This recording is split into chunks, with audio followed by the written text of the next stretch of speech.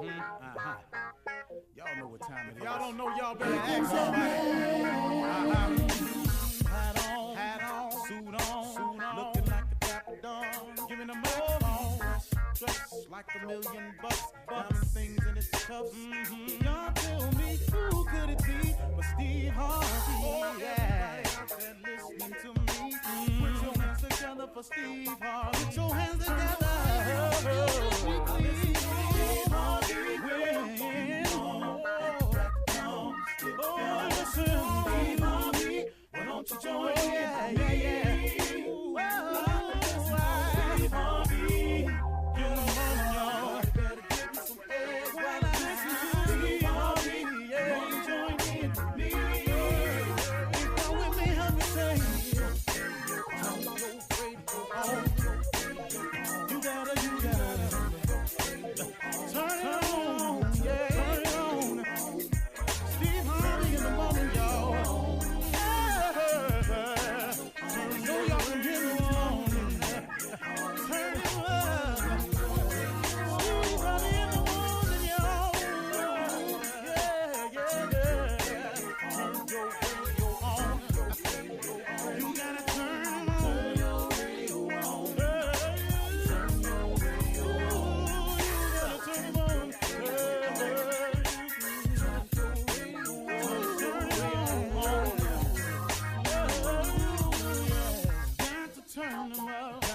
Steve Harvey got to turn them out. Got to turn them out. Steve Harvey turn them on in the morning, y'all.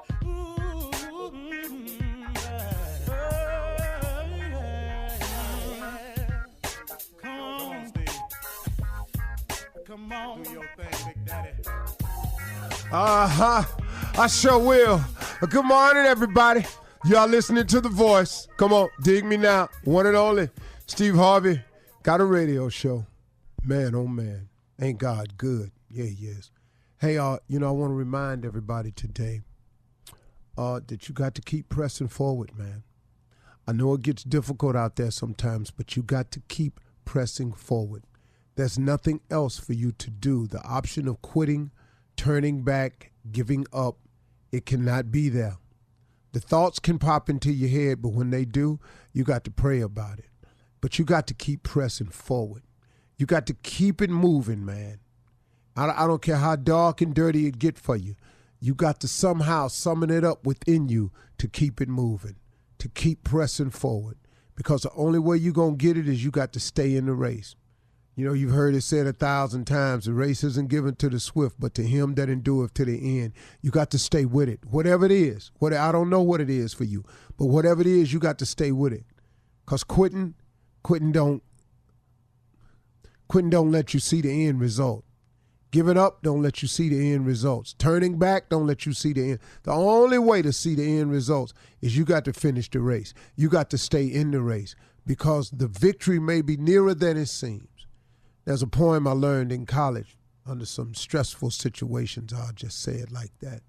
There is a stanza in this poem called Don't Quit that says, often the goal is nearer than it seems to a faint and a faltering man, and often the struggler has given up when he might have captured the victor's cup, and he learns too late when the night came down how close he was to the golden crown. Now, that's just a stanza in it. The poem is much longer than that. I know the whole thing because I learned it. But I've always remembered that poem, that the goal is often nearer than it seems to a faint and a faltering man. And oftentimes the struggler has given up when he might have captured the victor's cup. But then he learns too late when the night came down how close he was to the golden crown. And there's the last stanza of the poem says, it may be near when it seems afar. So stick to the fight when your hardest hit. It's when things seem worse that you mustn't quit. That poem is really, it's an unknown author to the poem. So if you want to look it up, it's called Don't Quit. The author is unknown. They never knew who it was. But, I'm talking to you today from the standpoint of encouragement. I want to show you an analogy that I tripped on this morning when I was thinking about something I wanted. And I was thinking, okay, if you have a job, the way you have to do your job forces you to do this. See, you can't just randomly do this on your job. A job forces you to plan ahead a little bit. A job requires that you go through the procedures in order for something to happen that you want to happen. Example, you want a vacation. You have to put in for that vacation. That's what it's called on your job. Just put in. You may dress it up some other way, but common sense. You have to put in. You got to do that because the job requires it. You got to put in for your vacation. If you want a promotion and you see it posted somewhere that we now have a position opening, you got to put in for that. You just can't sit back and hope they pick you, because they're probably going to pick the person who wants it, who shows the initiative to go get it. So you have to put in for a promotion on a lot of jobs. If you want some days off, couple days here, couple days there, you got to put in for that. But all of these are things that you want. You want vacations. You want a day off here and there. You want some promotions. If you want a raise, you have to go in and request a raise. It requires an action on your part, on your job. And guess what? We've all accepted this as this is the way it's done. You want a raise, you have to put in for a raise. You want a raise, you got to go in and have a meeting and take a request so you can show your value to get the raise. You want a vacation time, you got to put in for that. And then they could tell you yay or nay. You want a promotion, same thing. You want some days off, same thing. Okay, that's the deal with your job. Well, that's the deal with your life too. That exact picture that I painted for you that you're all so very much aware of, that you're very crystal clear on the rules and regulations that you have no problem following, them the same rules for your life. What you mean by that, Steve? You got to put in with God. You got to put in for what you want with God. And it's as simple as that. You put in. See, you want some more of this, some more of that, you got to put in with God. You put in with your job. You go down there and ask that man what you want, and you ain't got no problem following the rules. Well, put in with God. What you want? What's your list? What's your request? What do you really want? How much money you really trying to make? Where you really trying to live? What kind of career and job would you really like to have? What kind of person would you really like to be? What type of family are you hoping and wishing for? Who is the person you want in your life? What type of person do you? What's the relationship you looking for? What you want? You got to put in for that. You got to put in. You got to go to God and put in for that. See, we'll follow the rules set up by us in a system, but we simple rules of putting in for your life, man. We don't even do that. I wish I would put in for a job and not put in for God. You got to be kidding me. You think this man that has this company has more to offer to you in terms of vacation promos and raises than God got for you for your life? Man, you keep putting too much faith in man. That's what's wrong with us. I sure hope he give me this raise. I sure hope. I don't even go to people with that. I go to God about it. Then God touched them people's hearts. Then when I walk in there, it's already done. That's how you capture this thing, folks. It's not a magic trick. It's just a real simple understanding. Why would you not put in with God if you're going to put in on your job? That don't make no sense. Where you get the job from? Where your boss get his position from? Where did this company come from? See, when you peel back the banana, it all make a lot of sense, don't it? It really does. And I'm just a common sense guy. Look, I don't have the education that a lot of people have. But I got a sure enough bunch of life experience, though. Oh, I've been getting smacked and knocked down the majority of my life. Oh, I may look good to you now out there. Look like he got his shine going on. And I am grateful to God for my life that I got now, because this show ain't the one I had. But I got news for you. It ain't the one I thought I was going to have till I put in for it. I ain't seen none of this till I put in for it. And after as I saw it shaping and forming, then I said, God, could that really be happening? I wonder if you could make me this. Lord, I was wondering, man, could I really have a syndicated radio show? Lord, make it happen. If it's in your will, I put in for it. Now, I'm working my tail off now because that's a part of it. See, but then God tells you that too. He says faith without works is dead. Oh, I'm working my behind off. But the big thing is I put in for it. So I got a bunch of more stuff that I done put in for God. I can't tell y'all what it is, but oh, Lord have mercy. I'm in line. I'm putting in for all the blessings that's due me. If there's a raise, if God's passing out a raise in blessings, I'm lined up. He passing out a promotion. He gonna promote some more blessings. I'm lined up. He want to send me on a bigger vacation. I'm lined up. He passing out extra checks down at the job. I'm lined up because I'm putting in. Why don't you put in too? Come on, y'all. Talk to God. He'd love to hear from you. You're listening to the Steve Harvey Morning Show. Hey, y'all, listen, welcome. It's a holiday. Right after Christmas, I would guess, Easter, well, I got some big ones. This is the biggest national holiday, though, for a person for me. Martin Luther King, to me, it's just one of the best because of what he did and the contributions he made. And we're here to celebrate that all day today. Good morning, everybody. Top. Good morning. Hey, morning, Steve. What's up, Shirley? Hello, darling. Colorful red. Good morning, Steve. Hey, crew. Then there's Junior. Morning, everybody. And the fool. Top, baby. Then there's me. The ringleader. Steve Harvey. And you're listening to the show. Yeah. Here we are. And thank you for that. Thank you for listening. He Appreciate gonna you. moan it out, though. Thing.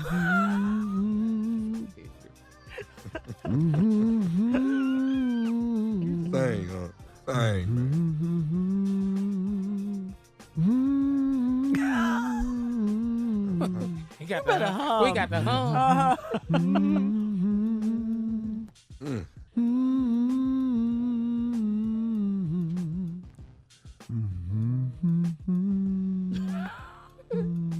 Okay.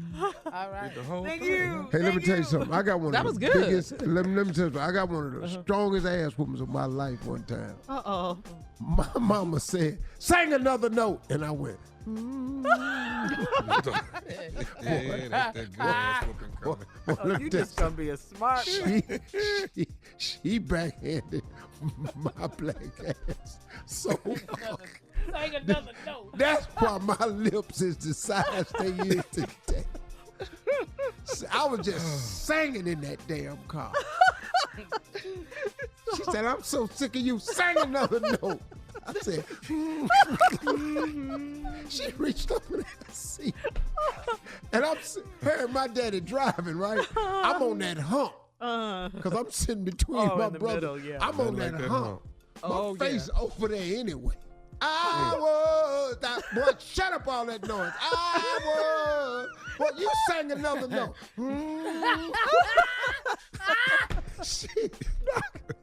Because you were being smart. That's all. She knew it. And Sang she another knew it. note. I Yeah. won't sing it. I hum it. She said, "Boy, you black, you stupid." She slapped me so hard, man, she bust my lip. I sit back. My brother say, "Man, you about a stupid man." That's funny. Anyway, man, welcome to the show, everybody. We're going to celebrate the life of Martin Luther King today. We're going to be talking about all the great stuff. He deserves it. He really, really does. All right, we'll be back with more of the Steve Harvey Morning Show on this Dr. Martin Luther King Day right after this. You're listening to the Steve Harvey Morning Show. Right now, here's the drum major instinct speech on the Steve Harvey Morning Show. An instinct.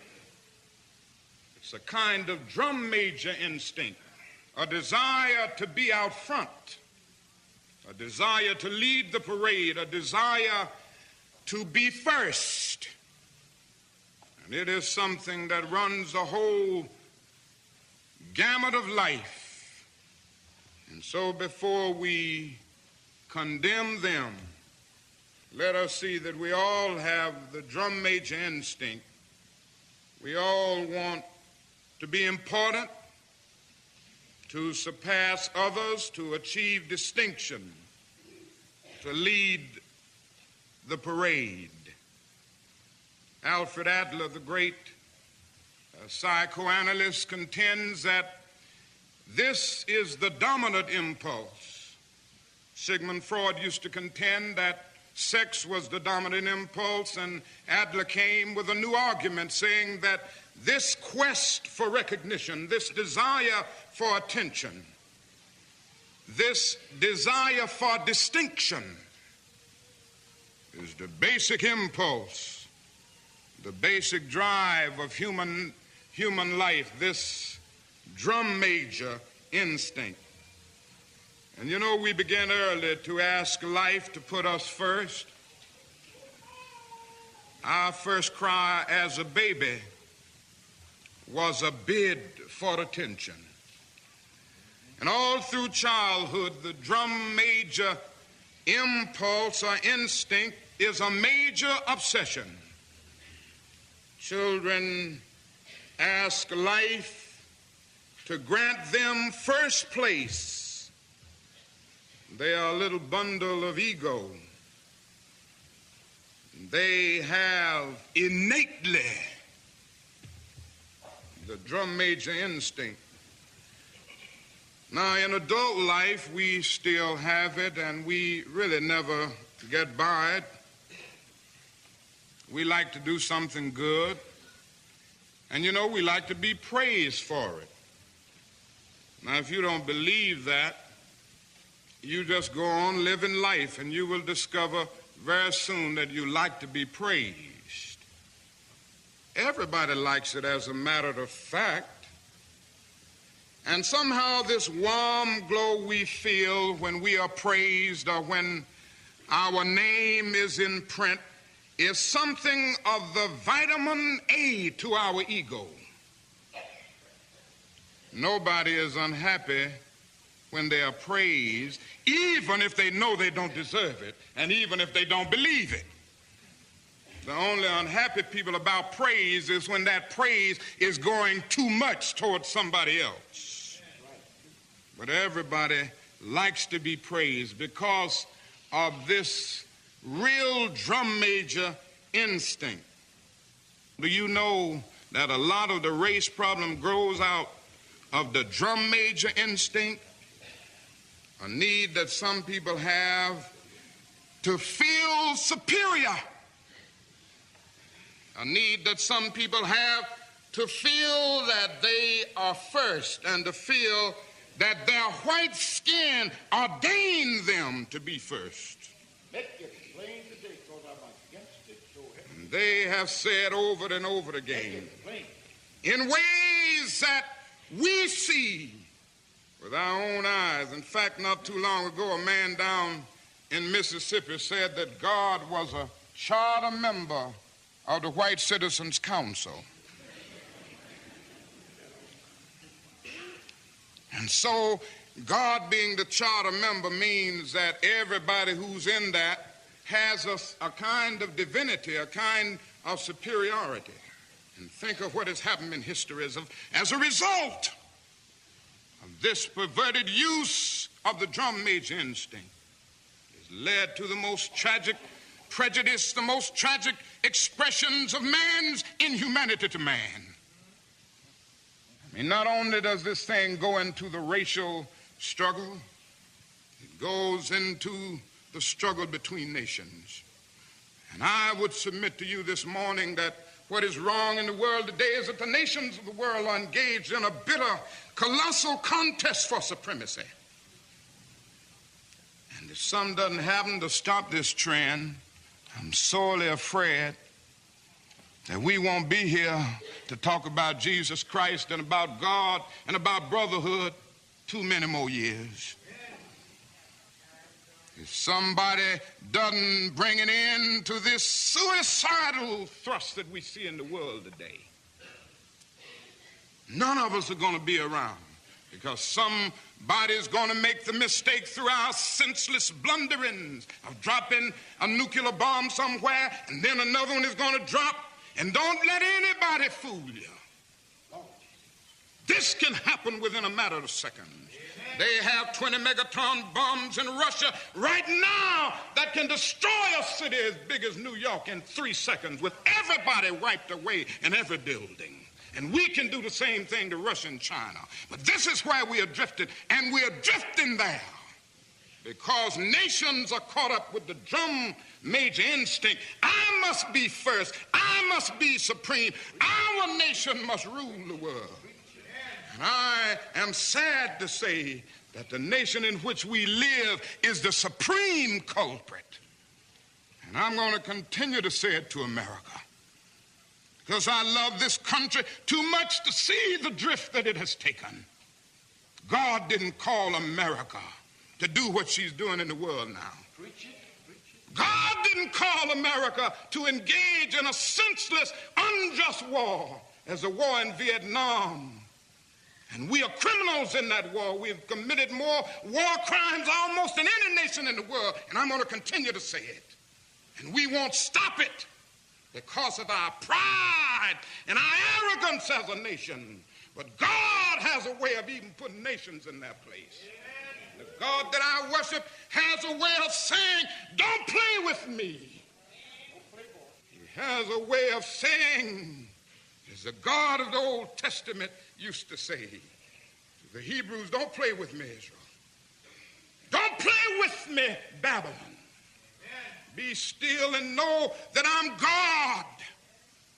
And if you don't stop your reckless course, I'll rise up and break the backbone of your power. And that can happen to America. Every now and then I go back and read Gibbon's Decline and Fall of the Roman Empire. And when I come and look at America, I say to myself, the parallels are frightening. We'll be right back, y'all. You're listening to the Steve Harvey Morning Show. Welcome back to the ride. We will continue with more of Dr. King's The Drum Major Instinct speech. Nobody is unhappy when they are praised, even if they know they don't deserve it, and even if they don't believe it. The only unhappy people about praise is when that praise is going too much towards somebody else. But everybody likes to be praised because of this real drum major instinct.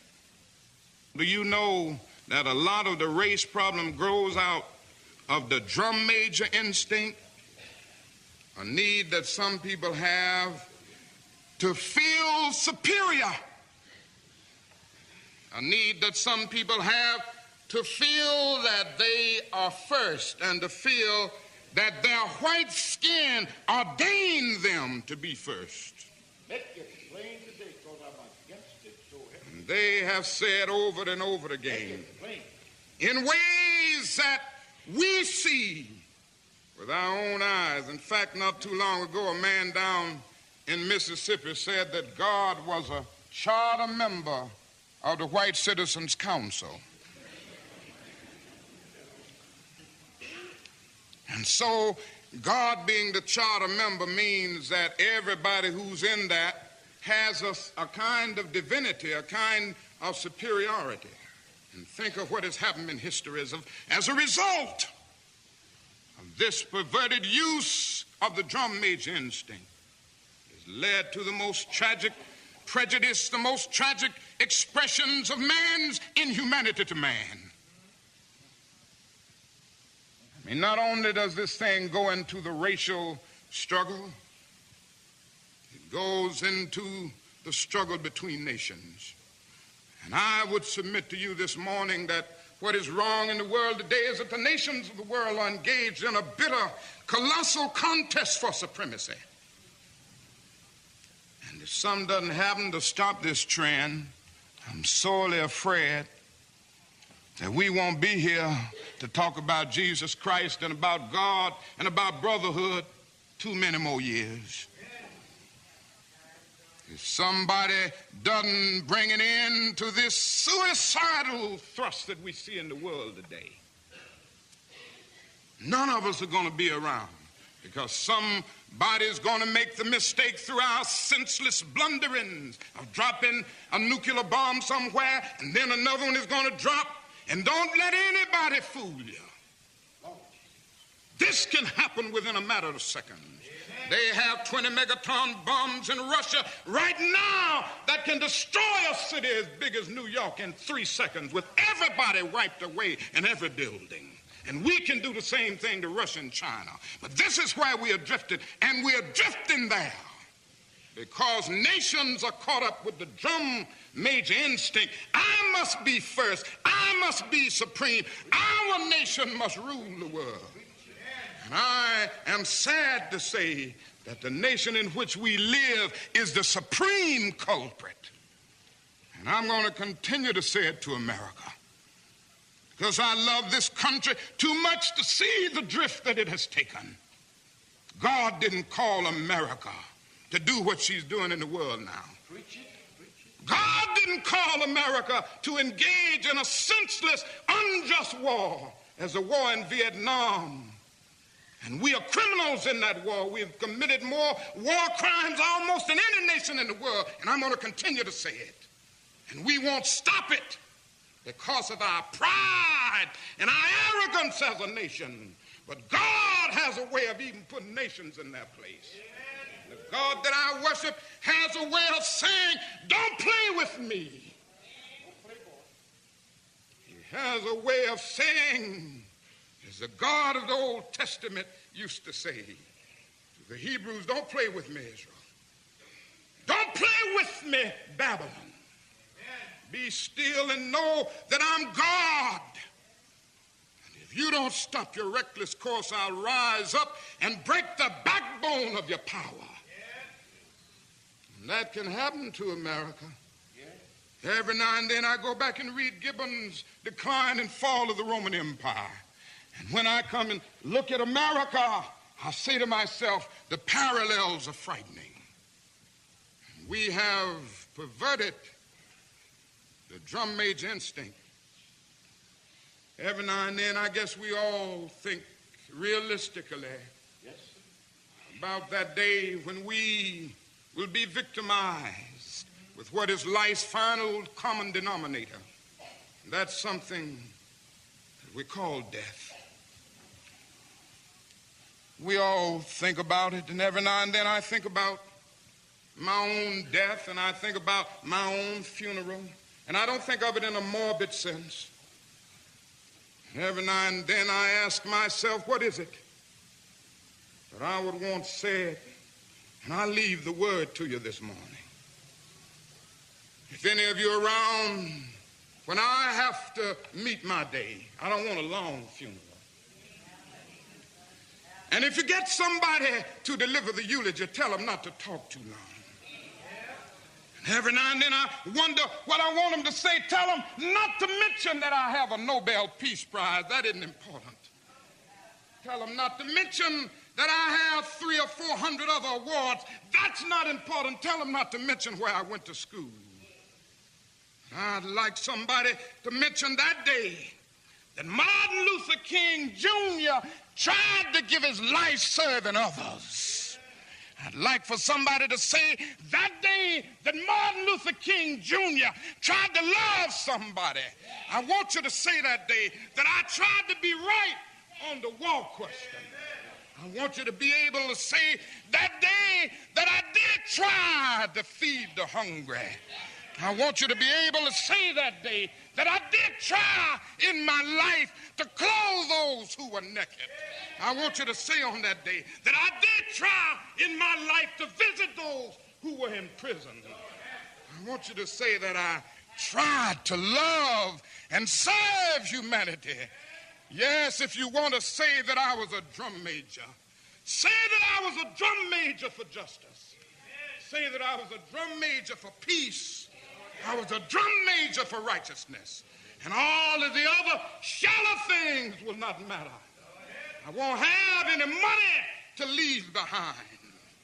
I won't have the fine and luxurious things of life to leave behind. But I just want to leave a committed life behind.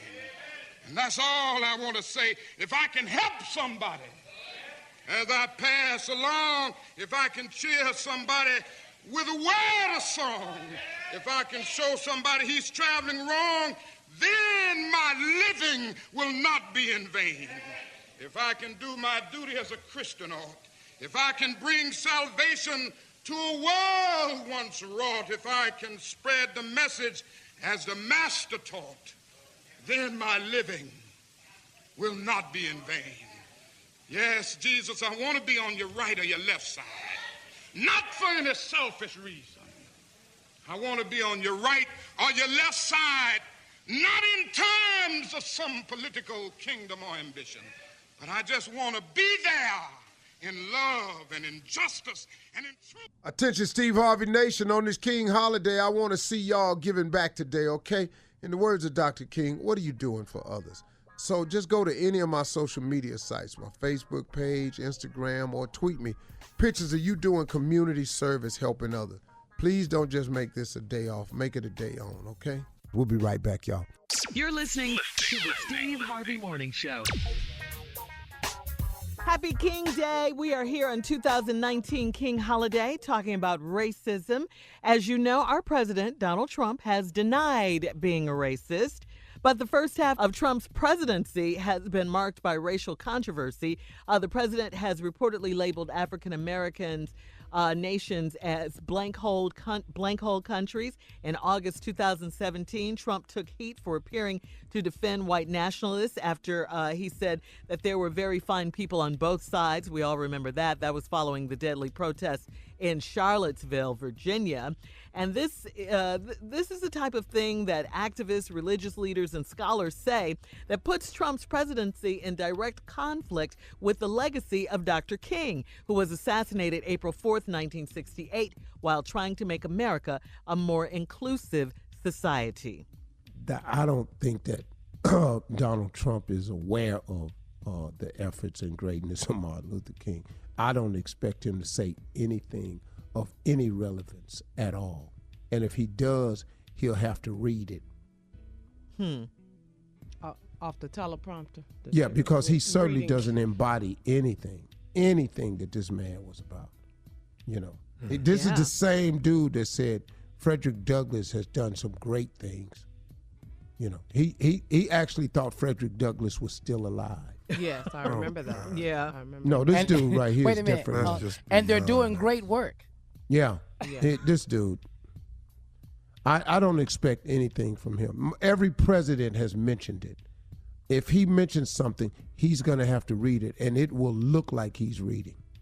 Yeah. Oh, for sure. His voice tone is different. Everything. There's almost no inflections in his voice. It's quite different when he's reading.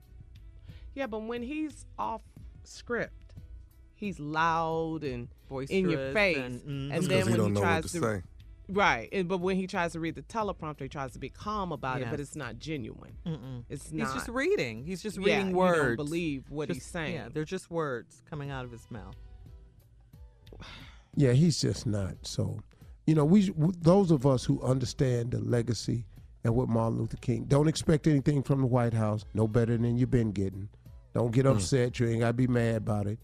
If he says anything, it will be read, and he will not mean it. And he won't look like it because he embodies none of his principles. None of them. So please don't even get mad today.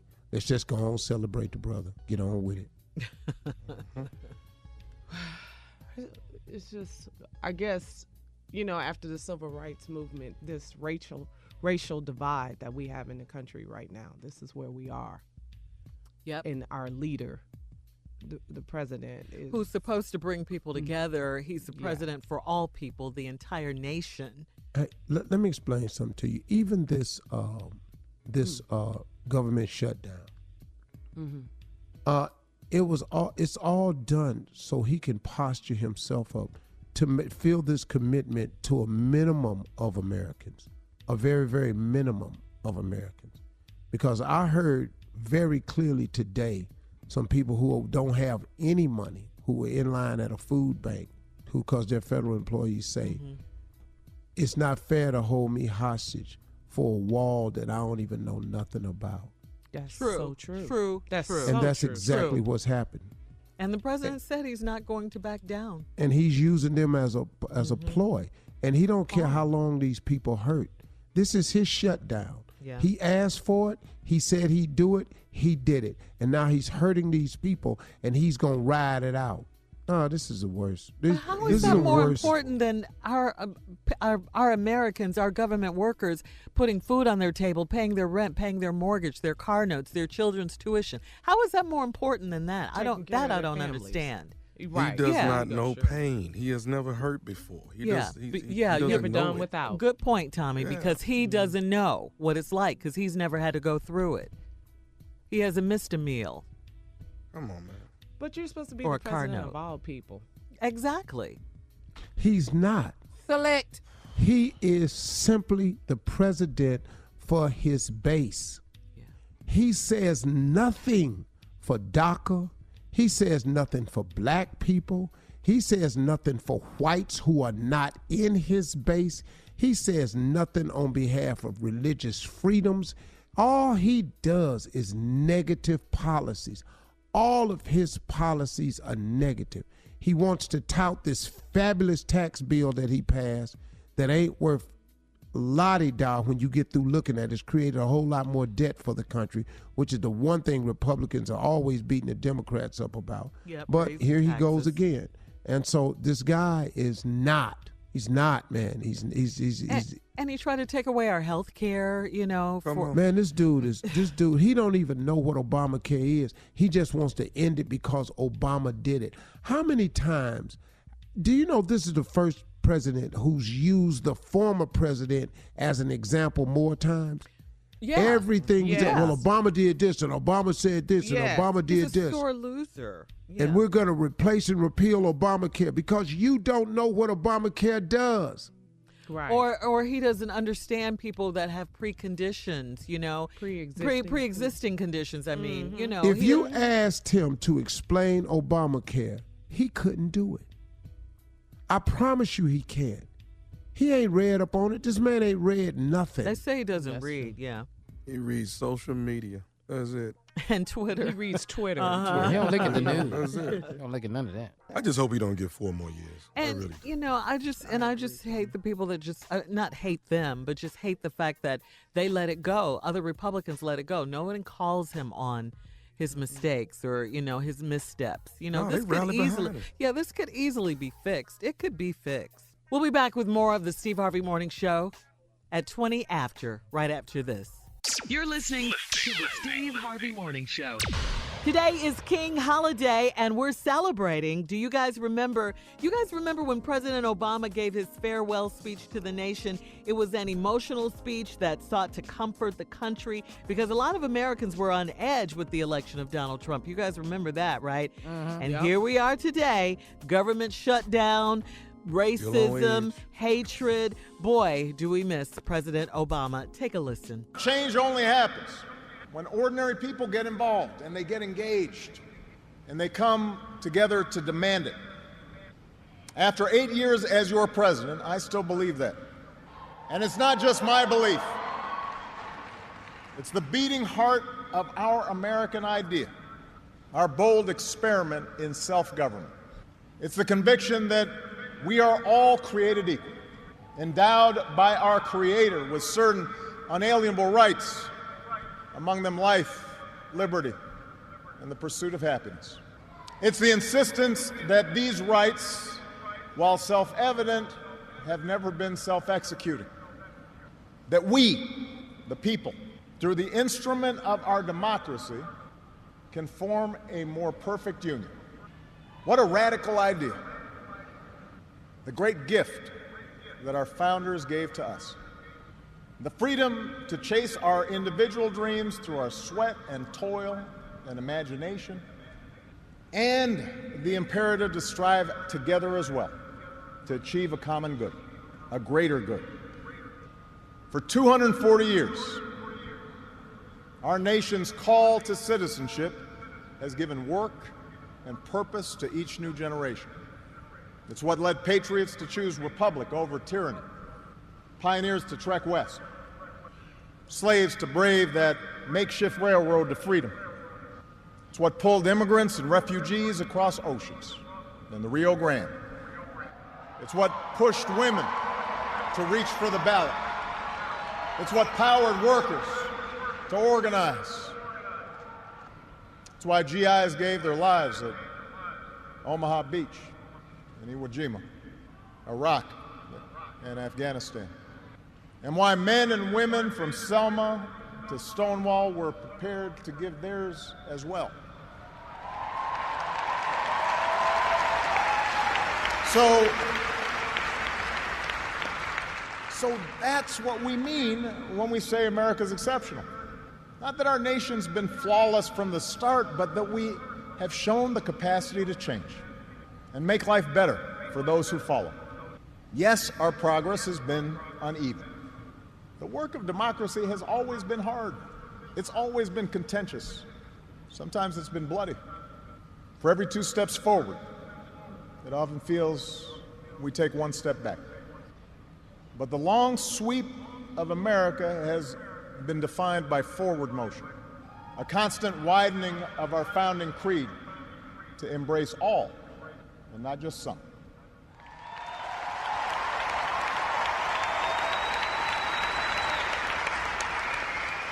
We weaken those ties when we define some of us as more American than others. When we write off the whole system as inevitably corrupt. And when we sit back and blame the leaders we elect without examining our own role in electing them. When we come back from the break at 32 after, we're going to talk about the racial divide in this country. You're listening to the Steve Harvey Morning Show. All right, Steve, we've talked about racism a lot lately. White people calling the cops on black people who are just going about their everyday lives. Like, remember when the young lady was sleeping in the dorm area, when some people were having a barbecue in the park, selling bottled water, leaving an Airbnb, just sitting in Starbucks, or eating at the Waffle House. What is going on in this country? Are you asking me? Yes. I'm putting it out there, yeah. It's leadership. Mm-hmm. People now think it's A-OK to voice any form because they're seeing it done from the top and nothing's happening to him. So, hey, he's right, and this is how we feel, and we can say it. And it just gets carried out different ways. The president don't have to say man, did you see the video of this man punching this black girl in the jaw? Yeah, I saw outside the mall. No. Yeah, I saw that. They were outside doing something, and there was just an argument ensued, and this black girl got up, and then big white dude pushed her. She pushed her, and the girl ran back at him, didn't touch him, just was pointing her hand, got ready to point her finger in her face. Mm-hmm. He left, crossed this girl, and knocked her out. Yeah. Wow. You kidding me? Oh, he got arrested? Mm-hmm. Yeah. Oh, he got arrested. But man, you know what really ticks me off? Hit this woman. The black dudes that be standing around watching this stuff. It, I be filming. Going, the ones that filming make me. Partner, hold up. If you hit this little girl, you hit any girl, black or white, in the jaw, and you a man, and I'm standing there, I'm in your ass, dog. I promise you that. Yeah. I promise you. I just am. Yeah. I'm not letting it go. Wow. Sad state of affairs. Sad, you know. I mean, racial profiling, that's where we're at. White people calling the cops on people black selling water and dudes barbecuing. Yeah. I mean, man, you can't do nothing.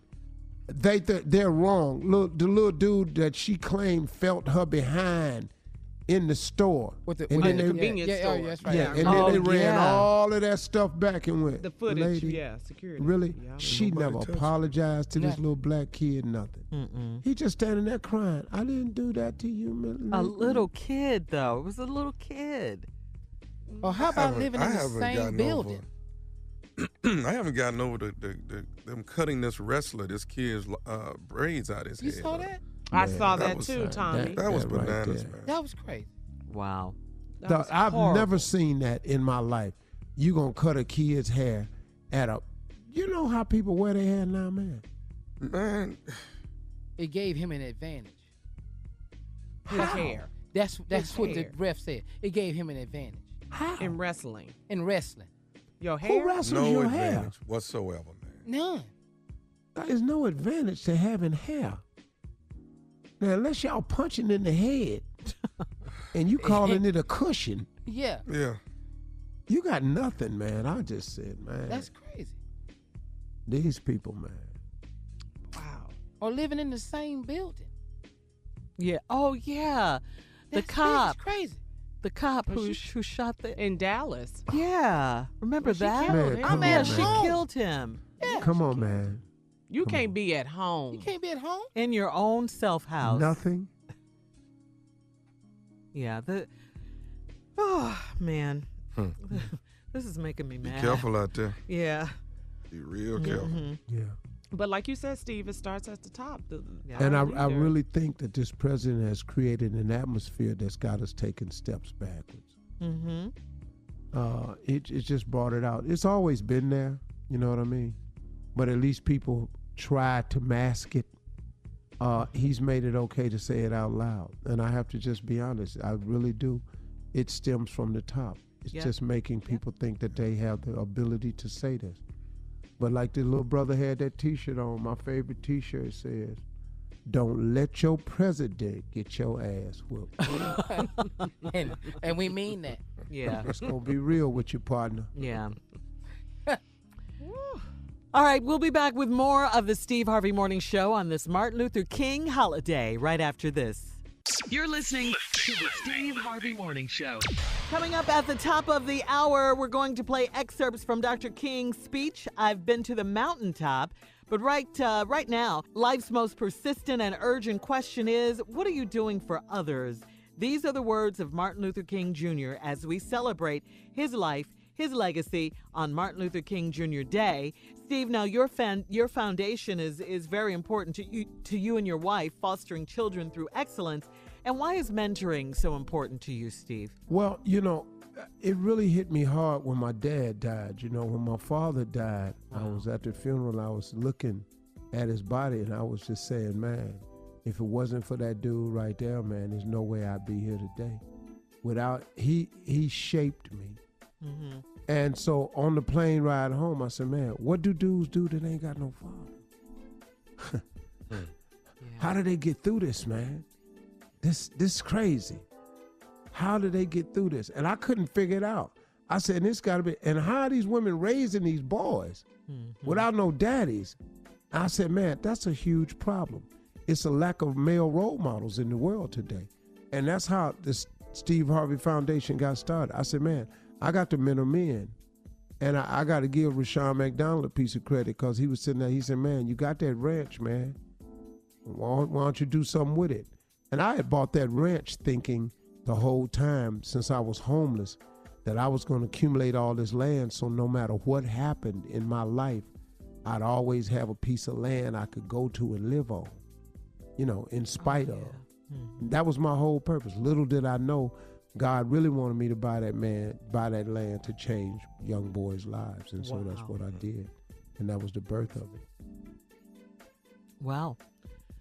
I mean, it's thrived. You know, you've turned out some great young men. Man, I got some bad boys Mm-hmm. that came through there, man. Some dudes, man, that's engineers, police officers, Wow, Steve. soldiers. Success stories. Yeah. It's I like got that's just what they needed. You know, they just Yeah. needed that push. extra push. Man, Right. man, I've got some really great citizen, man, dudes graduating from college, man, who was getting put out of school. I've got, man, and Marjorie's girls program got girls. I'm sitting down there, I'm talking to this girl, and she said, Mr. Harvey, you don't remember me. You spoke at your wife's mentoring camp, and you gave this great speech that changed my life. I said, really? What do you know? And she worked at Disney. She's the head of a department down at Disney. Wow. Wow. I said, wow. Hey, Steve, can you talk to everybody about how you can be a mentor? You don't have to be famous. And you don't No, have I to be mean, a that's really the celebrity. biggest part. The best mentors are not famous people. I'm not the best mentor because I'm so busy. It's people that's got boots on the ground that make the absolute best mentors. It's teachers, it's coaches that see hundreds of boys a year. They change way more lives than me. Yeah. You know, you got people in programs, people that run centers, boys and girls clubs. You got counselors, man, that's mentors that see thousands of kids come through there and change their lives, man. You got teachers that's mentors that change people's lives. You got people that's in scout leader programs and stuff that's changing people's lives. No matter who you are, man, no matter how much money you make or how famous you are, you can stop and take the time to teach a boy how to be a man or show a girl how to be a real woman because they want to know. Because if no one's told them, and everybody would like to have a better way, nobody wants to go to prison. Right. Oh, no. If you really gave these cats a chance to make a good, clean living and have a chance at a family and stuff, most young men would take it. Yeah, they would. Yeah, they would. Most young men really would, man. Wow, man. Did you think I could do that, Mr. Harvey? You know how many times I've heard that? Mr. Harvey, you really think I could be that? Oh, they just want someone to believe in them. Yeah. I mean, you know, and look, I ain't trying to talk everybody into college because everybody can't go to college. Everybody's That's not true. college That's material. true. That's You know, and some people give up, well, how many, if you don't have a college program, I can't donate. My man, listen to me. Everybody ain't going to college. The majority of Americans don't go to college. We trying to turn out good, productive men. This whole dude, man, we was talking about college, man, he ain't want nothing else. You know what he wanted to do? What? He wanted to work in heating and air because when his father died when he was 6, that's what he remembered. He wanted a truck, and he wanted to work in heating and air like his father who had passed when he was 6. He was 14. Wow. He said, Mr. Harvey, I don't want to go to college. I said, man, college would be so great. I said, what do you want to do? He said, I want to be in heating and air. I said, man, why would you want to be in heating and air? He said, because that's what my daddy did. I said, your father's in heating and air? He said, my father died when I was 6, but he used to put me in his van and I used to ride with him sometimes. And I want to be that because that's what my daddy was. Okay, guess what? I got to support that. Yeah. Yeah, you have to. I got to support that, man. Dog, my dream of him going to college, that ain't for him. right. So I got to support that. And it's okay. Yeah. Yep. Yeah, and you know, you mentioned them a couple of times, Steve. Shout out to teachers. You know, I'm thinking about the teachers out here in LA who are still on strike, trying to get, you know, higher wages, trying to get smaller classrooms, trying to get more nurses.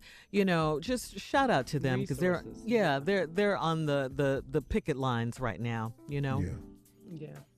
I mean, you know, they out there doing the teachers, man. It's just, I hate to see it because, you know, they if anybody deserves more money. Yeah. But they're fighting for stuff for the kids, though. Yes, for your kids. They're fighting for less crowded classrooms so people can learn more. You know, they're looking for qualified books and things like that. They're looking for so many things like that, you know. Yeah, that's right. It ain't just money. You know, that's what's crazy, man. Yeah. So. Yep. Well, I want to tell everybody too to go to harveyfoundation.com. Steve, you have a wonderful program, you and your wife, and there's a video on there, a 2018 video of all the things that your foundation, the programs, and all the things that you guys do and how you serve the community and you're serving this country. And that's what we're talking about today on King Holiday, you know, a day of service. And there is so much good information on there. So if you're someone that's working for a company and you're listening and you want to get involved with a foundation and you want to give back and affect people in your area, go to harveyfoundation.com. If you just want to volunteer and make a difference, or if you want to make a donation, this is a really, really great program. I mean, college prep. I mean, y'all have everything on this website. I mean, y'all took kids to see the Black Panther movie screening earlier last year. I mean, just so many different programs. And you guys are a blessing to so many kids, young folks. Yeah, it's been a great thing, you know. We're just going to keep going. Thank you very much. Let's roll out. Happy King Day, everyone. We'll be back right after this. Attention, Steve Harvey Nation. On this King holiday, I want to see y'all giving back today, okay? In the words of Dr. King, what are you doing for others? So just go to any of my social media sites, my Facebook page, Instagram, or tweet me pictures of you doing community service helping others. Please don't just make this a day off. Make it a day on, okay? You're listening to the Steve Harvey Morning Show. Dr. Martin Luther King Jr. once said that life's most persistent and urgent question is, what are you doing for others? Come together, everybody, and serve your communities. Coming up, we got some excerpts from Dr. King's I've Been to the Mountaintop speech. Let us rise up tonight with a greater readiness. In these powerful days, these days of challenge, to make America what it ought to be, we have an opportunity to make America a better nation. And I want to thank God once more for allowing me to be here with you. You know, several years ago, I was in New York City autographing the first book that I had written. And while sitting there autographing books, a demented black woman came up.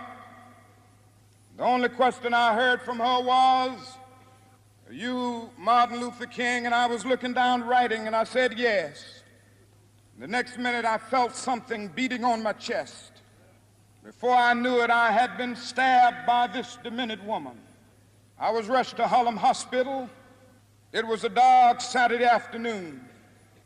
That blade had gone through, and the x-rays revealed that the tip of the blade was on the edge of my aorta, the main artery.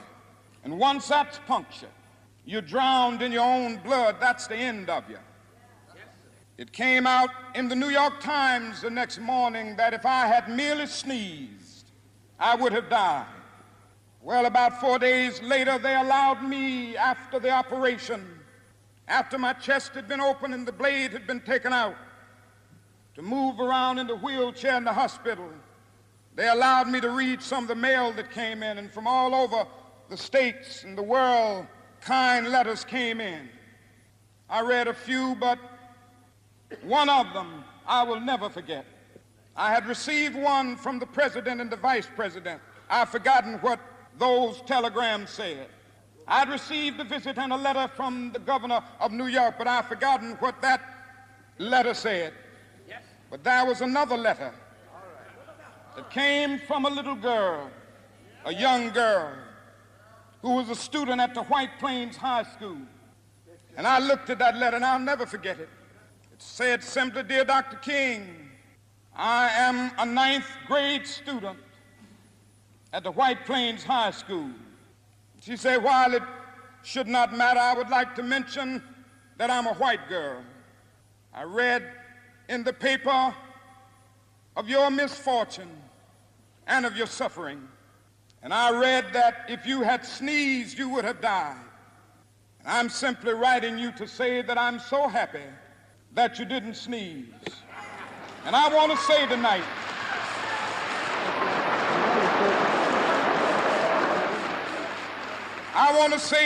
that I too am happy that I didn't sneeze, because if I had sneezed, I wouldn't have been around here in 1960 when students all over the South started sitting in at lunch counters. And I knew that as they were sitting in, they were really standing up for the best in the American dream and taking the whole nation back to those great wells of democracy which were dug deep by the founding fathers in the Declaration of Independence and the Constitution. If I had sneezed, I wouldn't have been around here in 1961 when we decided to take a ride for freedom and ended segregation in interstate travel. If I had sneezed, I wouldn't have been around here in 1962 when Negroes in Albany, Georgia decided to straighten their backs up. And whenever men and women straighten their backs up, they are going somewhere, because a man can't ride your back unless it is bent.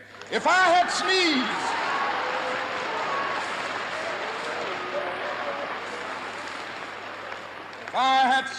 I wouldn't have been here in 1963.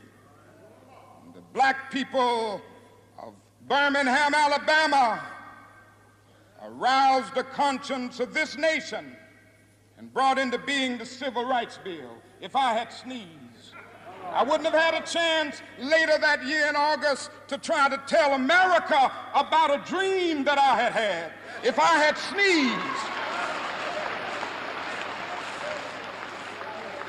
I wouldn't have been down in Selma, Alabama to see the great movement there if I had sneezed. I wouldn't have been in Memphis to see a community rally around those brothers and sisters who are suffering. I'm so happy that I didn't sneeze. And they were telling me, now it doesn't matter now. It really doesn't matter what happens now. I left Atlanta this morning, and as we got started on the plane, there were 6 of us.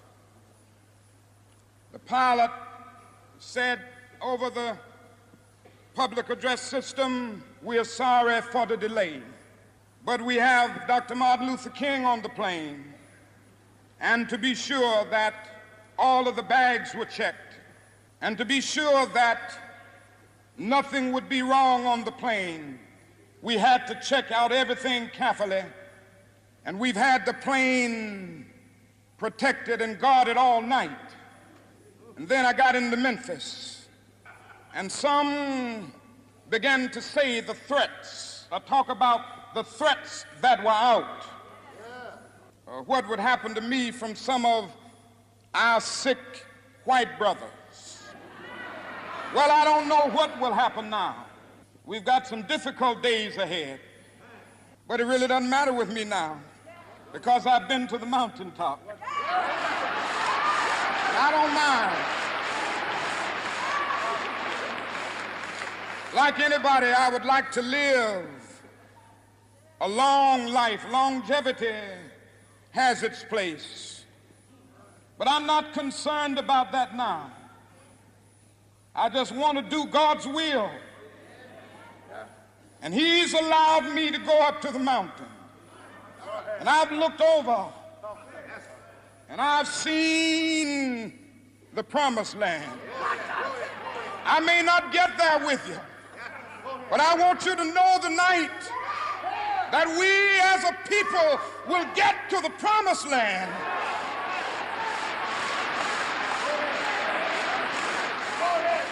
So I'm happy tonight. I'm not worried about anything. I'm not fearing any man. Mine eyes have seen the glory of the coming of the Lord. We shall overcome. We shall overcome. You're listening to the Steve Harvey Morning Show. All right, on this King holiday, guys, according to the Chicago Tribune, the Republicans have a racism problem. And it's not just Republicans, Steve.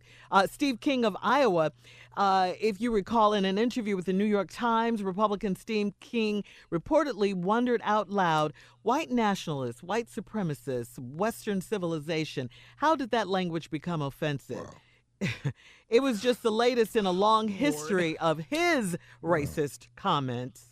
Didn't he say every something? Day? Every day is something. I know. I'm tired of talking to these stupid ass people.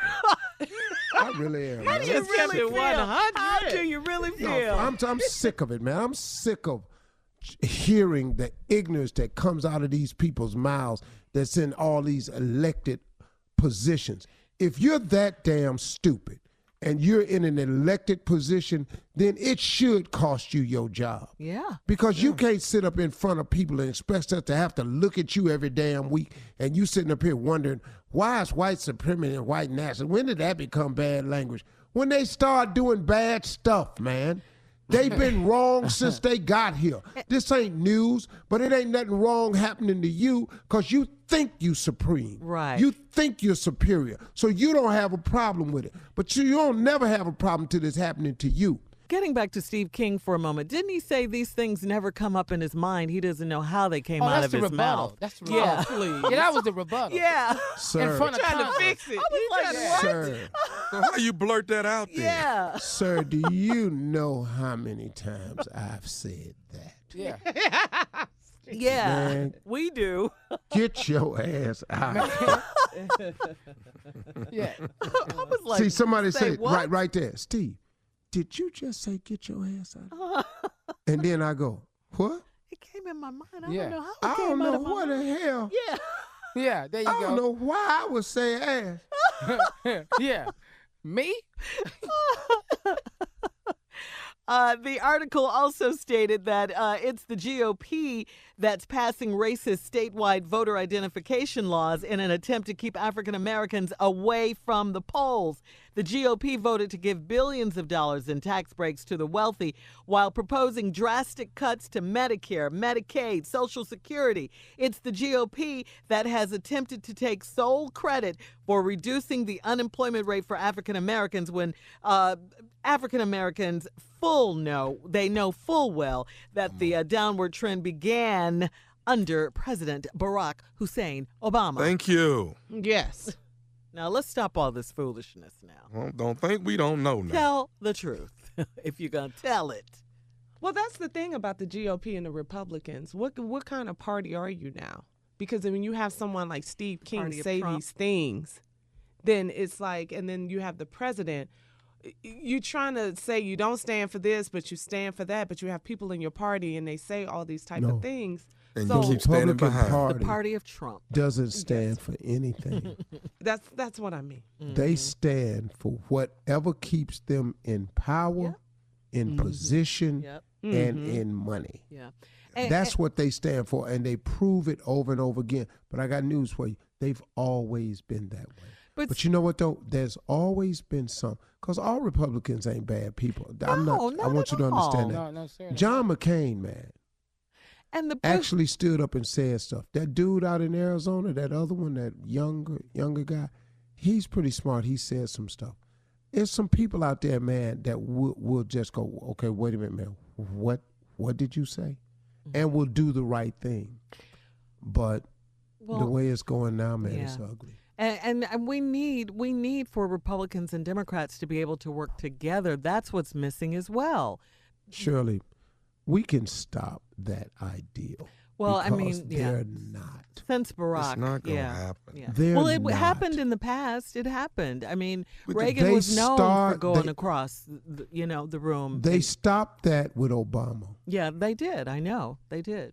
They wouldn't let him reach across the aisle to accomplish a damn thing. They were so angry with his win. Yeah, and his And second they term. were Oh my angry on a racial level. God. Yeah, and that is the truth.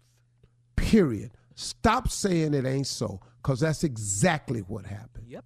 Upset on a racial level. Wasn't it Mitch McConnell who said let's make him a one-term president or something? Yes. Yeah. it Oh, was yeah. him. Yeah. Yes. Yeah, and you didn't, and you couldn't. Well, I tell you what, we need to stay aware and astute and everything and registered and ready, because if we don't, Donald Trump will get another term in the White House. Okay, don't think that's not the plan for him to Please don't be a let that two-term happen. president. Please don't It say is yo, very well the plan. Yeah. But he's got some legal things that's coming up. He's trying to distract with this wall. You need to Yeah. hurry that up. You mean the Mueller investigation? Yeah.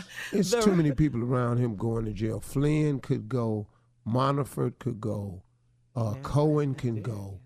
These are people that are real close to him. His lawyer, his campaign manager, and Flynn. Come on, man. And when can you ever remember an American president say, I do not work for Russia? I know. Hold on, wait. Let me ask you No all one this. asked you that question. How many times in your lifetime have you come home and the president was in the news every single day? About Every something. second. Breaking second. Every news. single Breaking day, news. the president is in something. But a lot of times, because of a remark he's made, Yeah. Or a When- tweet. Or a tweet. man, Like you said, Shirley, stay woke. Yeah. Hold Stay on, wait. registered to vote. When you tweet something dumb, but your explanation of the tweet is dumber, Come on. Yeah. Dumb and Dumber. Dumb and look, dumb. man, you ain't giving us nothing to work with here. Right. Your fix the Dumbest. tweet is worse. Yeah. I never said that. We're celebrating the life and the You legacy should be ashamed of yourself for asking me that. Well, I'm not. of Dr. There's no Martin Luther King collusion. Jr. on this King holiday, and we'll be right back. You're listening to the Steve Harvey Morning Show. Coming up, we're going to play some excerpts from Dr. King's I Have a Dream speech. I am happy to join with you today in what will go down in history as the greatest demonstration for freedom in the history of our nation.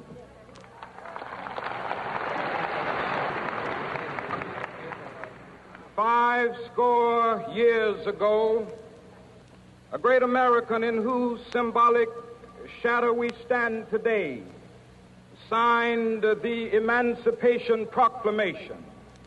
This momentous decree came as a great beacon light of hope to millions of Negro slaves who had been seared in the flames of withering injustice. It came as a joyous daybreak to end the long night of their captivity. But 100 years later, the Negro still is not free. 100 years later, the life of the Negro is still sadly crippled by the manacles of segregation and the chains of discrimination. 100 years later, the Negro lives on a lonely island of poverty in the midst of a vast ocean of material prosperity. 100 years later, the Negro is still languished in the corners of American society and finds himself in exile in his own land. And so we've come here today to dramatize a shameful condition. In a sense, we've come to our nation's capital to cash a check. When the architects of our republic wrote the magnificent words of the Constitution and the Declaration of Independence, they were signing a promissory note to which every American was to fall heir. This note was a promise that all men, yes, black men as well as white men, would be guaranteed the unalienable rights of life, liberty, and the pursuit of happiness. It is obvious today that America has defaulted on this promissory note insofar as her citizens of color are concerned. Instead of honoring this sacred obligation, America has given the Negro people a bad check, a check which has come back marked insufficient funds.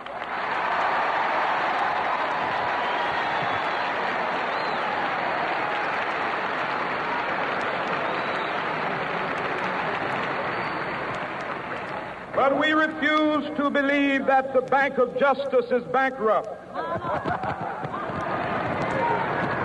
We refuse to believe that there are insufficient funds in the great vaults of opportunity of this nation.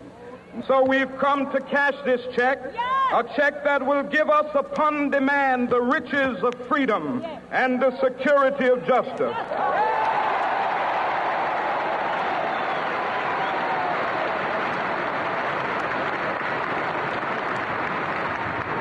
We have also come to this hallowed spot to remind America of the fierce urgency of now. This is no time to engage in the luxury of cooling off or to take the tranquilizing drug of gradualism.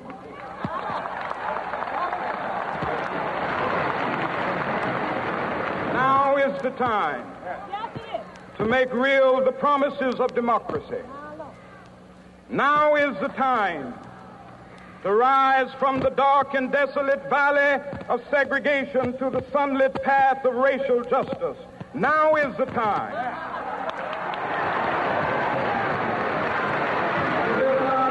From the quicksands of racial injustice to the solid rock of brotherhood, now is the time. Make justice a reality for all of God's children. It would be fatal for the nation to overlook the urgency of the moment. This sweltering summit of the Negro's legitimate discontent will not pass until there is an invigorating autumn of freedom and equality. 1963 is not an end, but a beginning. Those who hope that the Negro needed to blow off steam and will now be content will have a rude awakening if the nation returns to business as usual.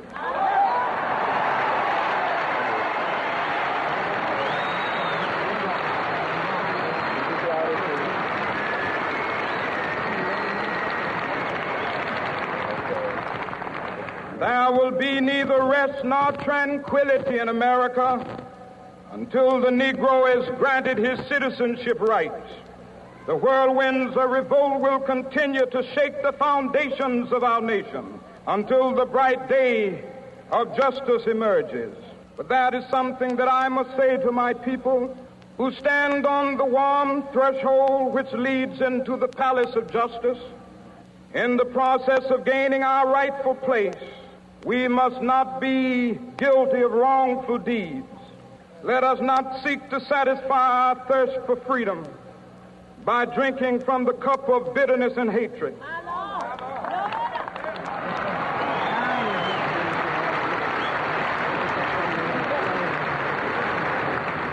We must forever conduct our struggle on the high plane of dignity and discipline. We must not allow our creative protest to degenerate into physical violence.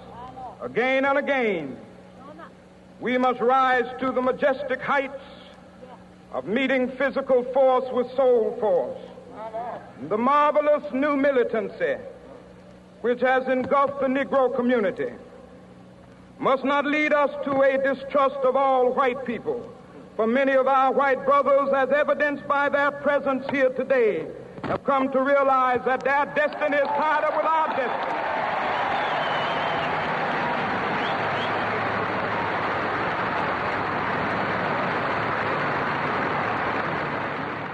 Attention, Steve Harvey Nation, on this King holiday, I want to see y'all giving back today, okay?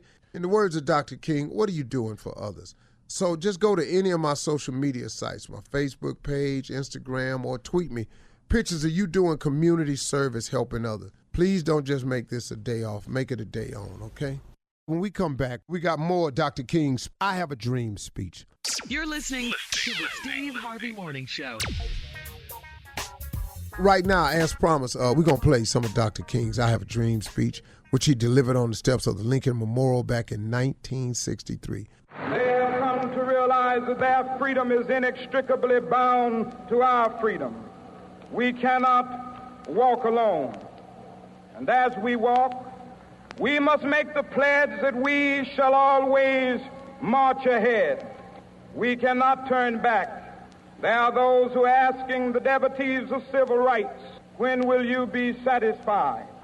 We can never be satisfied as long as the Negro is the victim of the unspeakable horrors of police brutality. We can never be satisfied as long as our bodies, heavy with the fatigue of travel, cannot gain lodging in the motels of the highways and the hotels of the cities.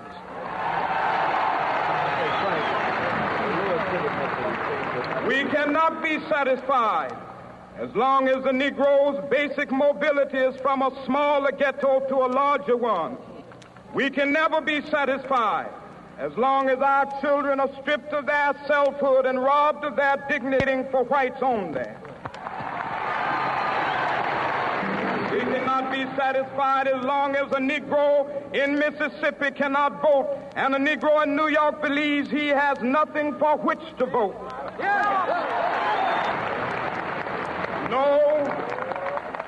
No, we are not satisfied, and we will not be satisfied until justice rolls down like waters and righteousness like a mighty stream. I am not unmindful that some of you have come here out of great trials and tribulations. Some of you have come fresh from narrow jail cells. Some of you have come from areas where your quest for freedom left you battered by the storms of persecution and staggered by the winds of police brutality. You have been the veterans of creative suffering. Continue to work with the faith that unearned suffering is redemptive. Go back to Mississippi. Go back to Alabama. Go back to South Carolina. Go back to Georgia. Go back to Louisiana. Go back to the slums and ghettos of our northern cities. Knowing that somehow this situation can and will be changed. Let us not wallow in the valley of despair. I say to you today, my friend,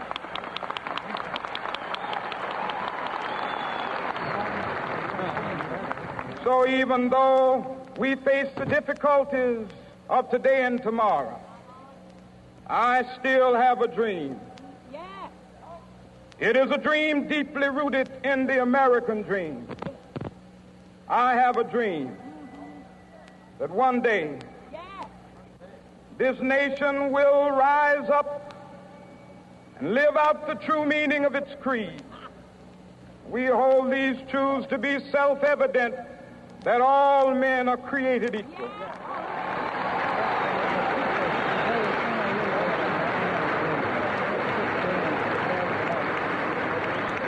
I have a dream that one day on the red hills of Georgia, the sons of former slaves and the sons of former slave owners will be able to sit down together at the table of brotherhood. I have a dream that one day, even the state of Mississippi, a state sweltering with the heat of injustice, sweltering with the heat of oppression, will be transformed into an oasis of freedom and justice. I have a dream. My poor little children will one day live in a nation where they will not be judged by the color of their skin, but by the content of their character. I have a dream today. I have a dream that one day, down in Alabama, with its vicious racists, with its governor having his lips dripping with the words of interposition and nullification, one day right there in Alabama, little black boys and black girls will be able to join hands with little white boys and white girls as sisters and brothers. I have a dream today. I have a dream that one day every valley shall be exalted. And every hill and mountain shall be made low, the rough places will be made plain, and the crooked places will be made straight, and the glory of the Lord shall be revealed, and all flesh shall see it together. This is our hope. This is a faith that I go back to the South with. With this faith, we will be able to hew out of the mountain of despair a stone of hope. With this faith, we will be able to transform the jangling discords of our nation into a beautiful symphony of brotherhood. With this faith, we will be able to work together, to pray together, to struggle together, to go to jail together, to stand up for freedom together, knowing that we will be free one day.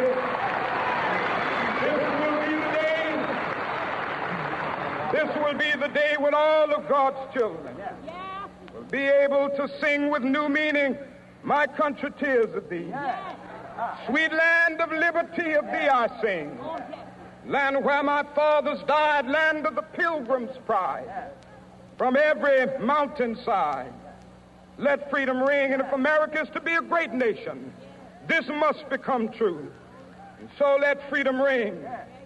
From the prodigious hilltops of New Hampshire, let freedom ring. From the mighty mountains of New York, let freedom ring. From the heightening Alleghanies of Pennsylvania, let freedom ring. From the snow-capped Rockies of Colorado, let freedom ring. From the curvaceous slopes of California. But not only that, let freedom ring from Stone Mountain of Georgia. Let freedom ring from Lookout Mountain of Tennessee. Let freedom ring from every hill and molehill of Mississippi, from every mountainside. Let freedom ring, and when this happens, when we allow freedom to ring, when we let it ring from every village and every hamlet, from every state and every city, we will be able to speed up that day when all of God's children, black men and white men, Jews and Gentiles, Protestants and Catholics, will be able to join hands and sing in the words of the old Negro spiritual, free at last, free at last. Thank God Almighty, we are free at last. We'll be back. You're listening to the Steve Harvey Morning Show. All right, Steve, you know, we have to talk openly with our children about race, about ethnicity, about religion and bigotry. Have you dealt with that? I mean, I'm sure you have. But Have I dealt with it? Yeah, with your children. I mean, you know, talking to them about it at a young age. I mean, you know, I had a couple of incidents that has happened, you know, about race. My kids grew up very, very different from me, so were afforded a different lifestyle than I had. So none of my kids grew up in the hood. My kids have been fortunate enough to live in totally different environments than I grew up in. So I've always encouraged my kids to accept people for who they were, as long as they accept you for who you are. I'm a realist when I talk to my kids about racism. If somebody got a problem with you because of the color of your skin, I said, you're going to know it. And then you have to deal with it accordingly. You know, all people are not good people. There's just some bad people out there. But when you run into them, you have to have an assurance. You have to have a confidence level, a certain amount of self-esteem about yourself. Don't let nobody make you try to feel less than simply because of the color of your skin. That's not going to happen. And I've given them my full permission to address it. I'm probably not the best parent to talk about racism with your kids because I've had to deal with it on some very blatant levels.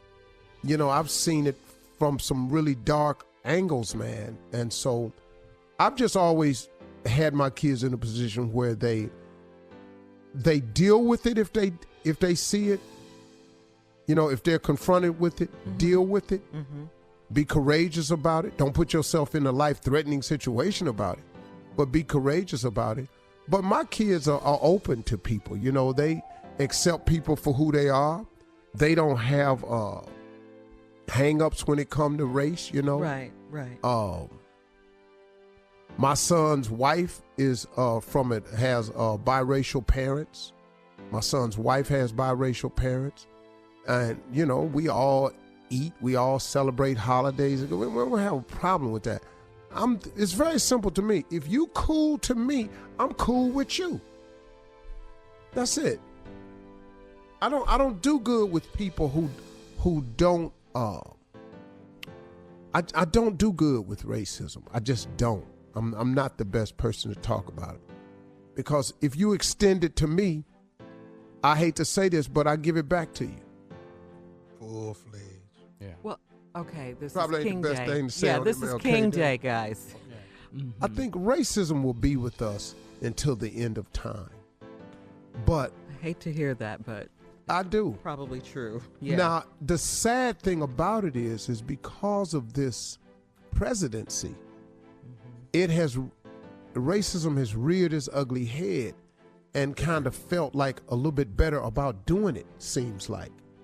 And that's a scary place to be. Yes, it is. And we'll be back right after this on this King Day. Attention, Steve Harvey Nation. On this King holiday, I want to see y'all giving back today, okay? In the words of Dr. King, what are you doing for others?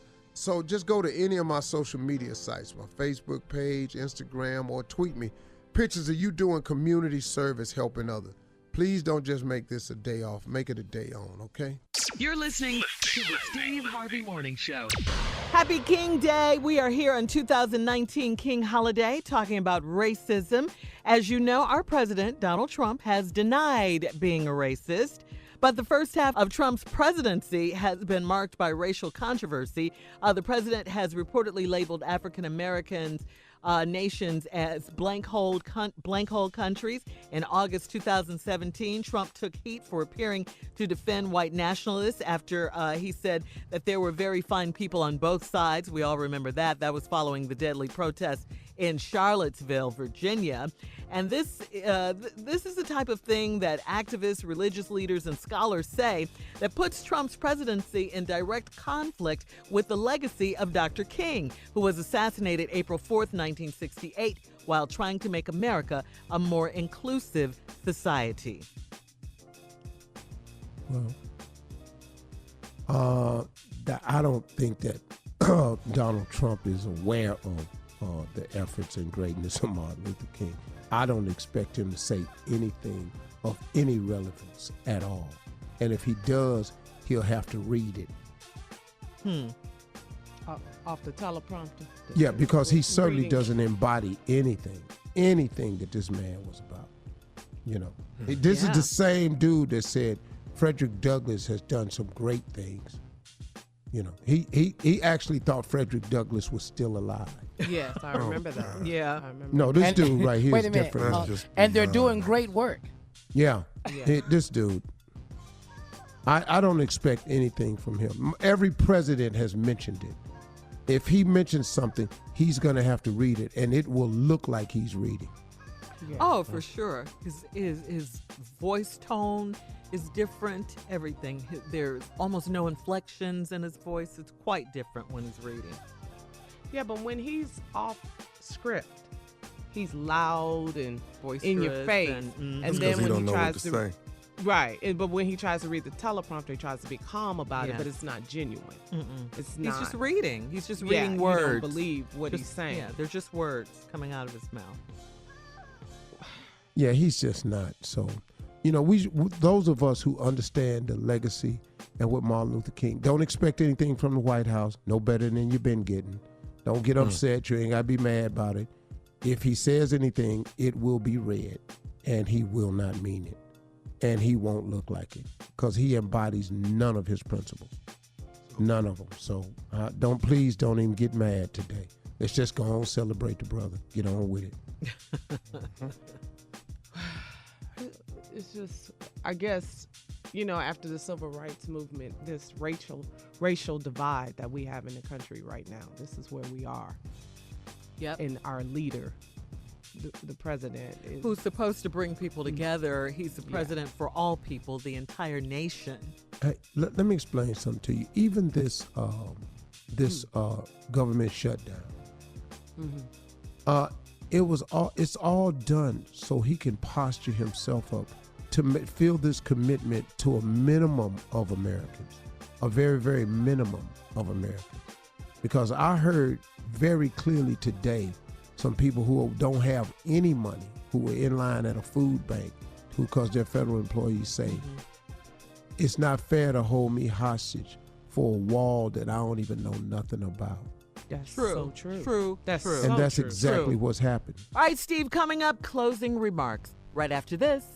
You're listening to the Steve Harvey Morning Show. The other day on the show, I was asking Ernie Hudson. I have this thing on the show called Uncensored Rapid Fire Questions. And I asked Ernie Hudson, if you could have dinner with any celebrity, living or deceased, who would it be? And Ernie Hudson said Sidney Poitier, because he's an actor, and Ernie Hudson's an actor. It's sort of funny. So we were talking off the air, and he asked me, who would I want to have dinner with? And it's two people, man, that I said I wish I could sit and have dinner with. And it was Richard Pryor and Martin Luther King. But I was kind of tossed up because I really want to sit down and have dinner with Muhammad Ali. So it's almost a three-way affair for me. It's almost even. These were three people who had a major impact on my life as a black man and as a career. I mean, Richard Pryor, man, when I saw him, the first time I saw him, I said, that's what I'm going to be. Now, Muhammad Ali, I knew him before I knew anything of Richard Pryor. Muhammad Ali was the first person that ever ever made me think I could be great. And even though I don't consider myself great, at least he put it inside of me and made me think I could be great. And made me want to start working my tail off to achieve some form of greatness. But even before those two, Martin Luther King had put an impression on me as a boy that has shaped and molded me even to this day. I remember in school, in elementary school, when he was killed, and the teacher made us watch his funeral on TV, and that casket, that mule-drawn casket, was being pulled up the street. And I was looking at my teacher, she was just crying, man. And I was so not understanding why this happened, because she used to play the speeches for us, the I Have a Dream and all of that. And I could not understand for the life of me as a boy why they would kill Martin Luther King. I heard my father say in anger one time after Martin Luther King got killed, he said, boy, we're in a world of trouble. Them white folks just don't want to have nothing to do with us. That impacted me, man. It impacted me because I really, really thought for so many years that white people really didn't want to have nothing to do with black people. And as I got a little bit older and I was listening back to his speeches, because I used to play them in my car when I was homeless, I used to play a lot of Martin Luther King tapes. You could buy them at truck stops and stuff, just cassette tapes. I was listening to him and his message of peace and love and struggle and what was right and human dignity.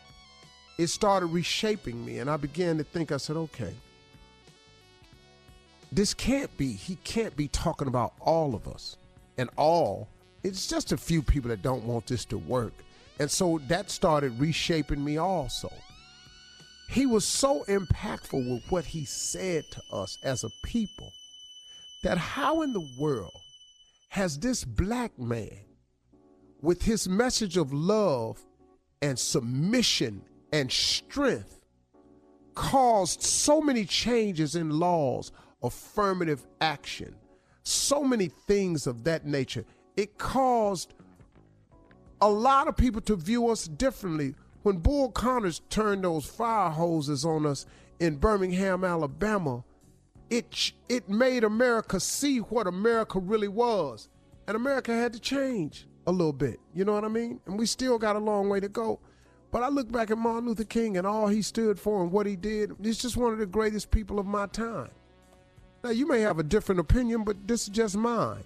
He was one of the greatest human beings of my time.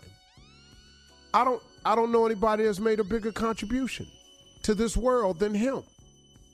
The world that I live in, that I see. I don't know a black person that made a larger contribution.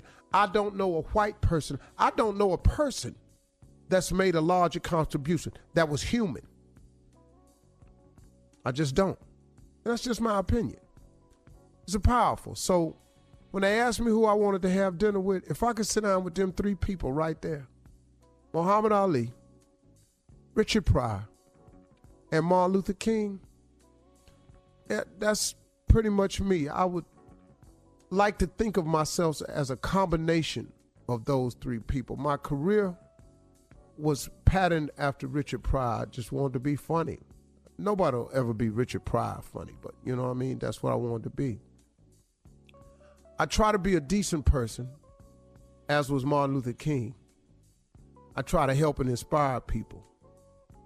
But I got a lot of dog in me too, a lot of fight, got a lot of defiance in me. I got a lot of strength and a lot of courage to stand up and say what sometimes I do stuff that ain't so popular. I say stuff that ain't so popular, and that's a little bit of Ali. So those three people right there, they shaped me, along with the greatest man I've ever known, the incredible Jesse Slick Harvey. Man, thank you, Daddy, for being a piece of all of them too with your bad black self. So on Martin Luther King Day, I'm just proud to be a black man. I am. And that's pretty good, too.